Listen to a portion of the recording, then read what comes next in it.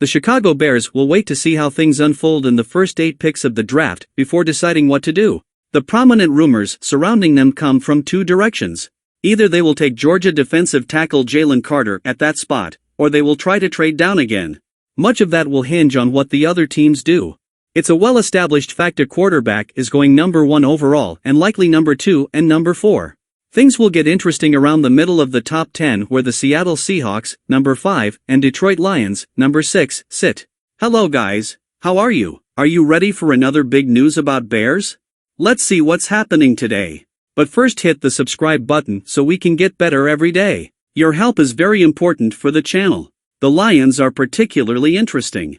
With a well-rounded roster, they could go in almost any direction. Matt Miller of ESPN did some digging on the subject. From what he understands, Detroit seems to have eyes for Texas Tech edge rusher Tyree Wilson. No doubt they like the idea of pairing him with Aiden Hutchinson, forming a lethal 3-man rotation alongside James Houston. The Lions selected Aiden Hutchinson at No. 2 overall last year, but that won't necessarily keep them from selecting another defensive end early in the 2023 draft. I've heard they really like Tyree Wilson, Texas Tech, and have a high grade on him. The Lions have spent considerable time and resources meeting with and working out pass rushers this offseason, and they will be seeking more help on defense right out of the gate in round 1.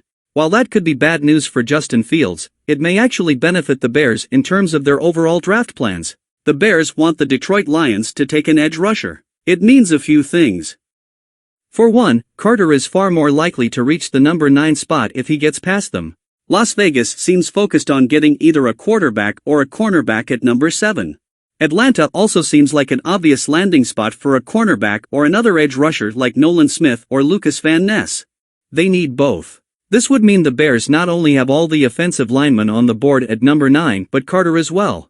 GM Ryan Poles would have great flexibility. He can either take Carter or move back, knowing there is a reasonable chance he'll land one of the top offensive tackles.